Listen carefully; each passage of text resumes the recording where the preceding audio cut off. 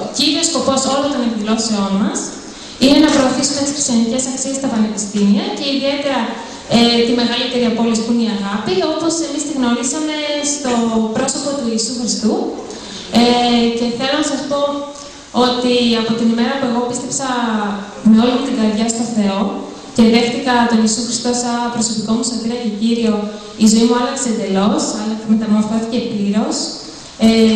Πιστεύω ότι είναι ό,τι πολυτιμότερο, ότι ο Ιησούς είναι ό,τι πολυτιμότερο μπορεί να αποκτήσει ένας άνθρωπος κατά τη διάρκεια της ζωής του εδώ στη γη.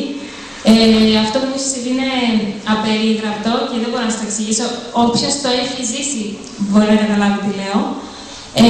Και θέλω πραγματικά να σας προκαλέσω σήμερα να ψάξετε το Θεό στη ζωή σας, γιατί σας ψάχνει και Εκείνος και θέλει να αποκτήσετε πραγματικά μία άμεση προσωπική σχέση, θέλει να μεταξύ σας, εσείς και ο Θεός, σαν πατέρας και παιδί, και σας εγγυώμαι ότι αυτό που θα ζήσετε θα είναι κάτι το απίστευτο που δεν το έχετε ξαναζήσει ποτέ.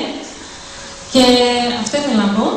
Και επίσης, τέλος, θα ήθελα να δώσω ένα μεγάλο δημόσιο ευχαριστώ στον Θεό και Πατέρα μας που μέσα από θαυμαστές ενέργειες μας οδήγησε στο να προβάλλουμε λίγες μέρες πριν το Πάσχα αυτή την ταινία.